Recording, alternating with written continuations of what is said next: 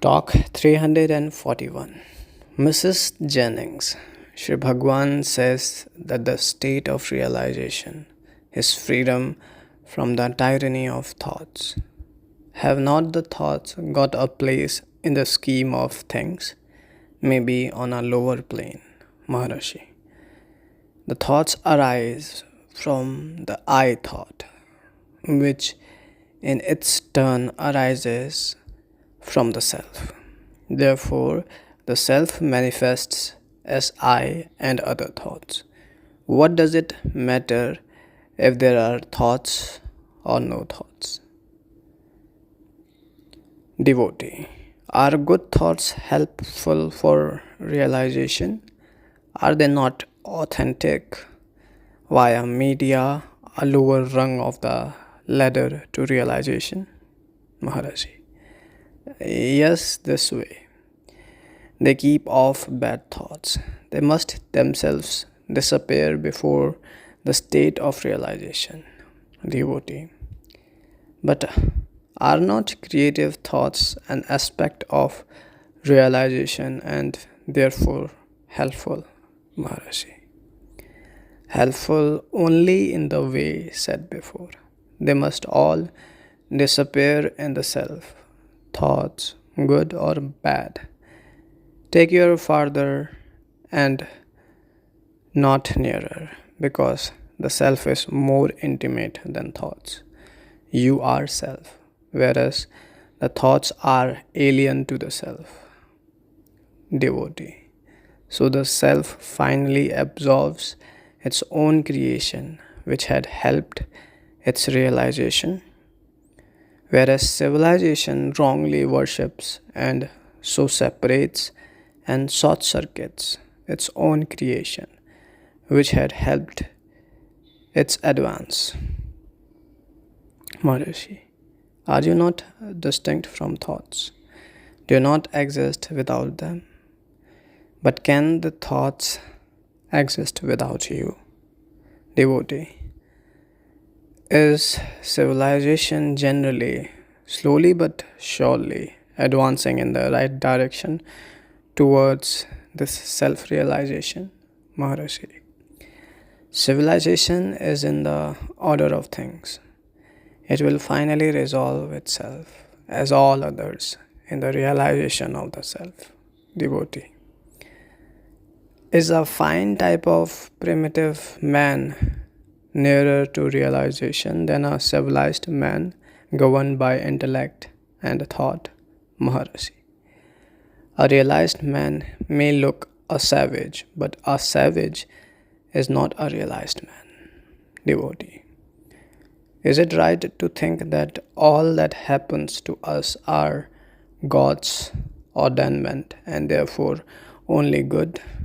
Maharishi. Of course it is. Yet all others and God are not apart from the self. How can thoughts of them arise when you remain as the self? Devotee. Is surrender, accepting all physical annoyances such as ants, mosquitoes, snakes, etc., and in accepting, willing, or ceasing to be really hurt by them? Maharishi. Whatever it is it part from you, the seer or the thinker? A Parsi lady from the audience intervened. If they are not apart, do we not feel the sting of the ants? Maharishi. Whom does the ant sting? It is the body. You are not the body. So long as you identify yourself with the body, you see the ants, plants, etc. If you remain as the self, there are not others apart from the self. Devotee. The body feels the pain of the sting. Maharishi. If the body feels it, let it ask. Let the body take care of itself. How does it matter to you? The American lady again. Does complete surrender mean that all noise and disturbance in our environment, even during meditation, must be accepted? Or should we seek a cave in a mountain for solitude? Didn't Bhagwan do this? Maharshi. There is no going or returning. The self is said to be unaffected by the elements, infinite, eternal. It cannot move. There is no place to move in for the self, devotee. But in the process of finding the self, is the seeking external help spiritually legitimate? Maharashi. The error lies in the identification of the self with the body. If Bhagwan is the body, you may ask that body, but understand him whom you address as Bhagwan. He is not the body, he is the self. Then she referred to an article in Harijan where it is said that everything is God and nothing belongs to the individual, and so on. Maharashi. Everything, the individual, God, and all are only the self. Then she reads some lines from Shelley and asked if Shelley was not a realized soul.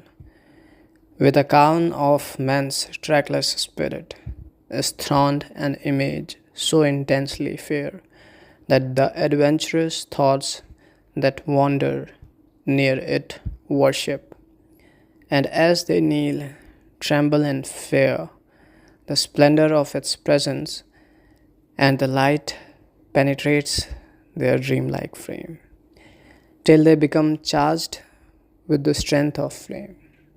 Maharashi. Yes, the lines are excellent. He must have realized what he wrote. The lady then thanked Sri Bhagwan and retired.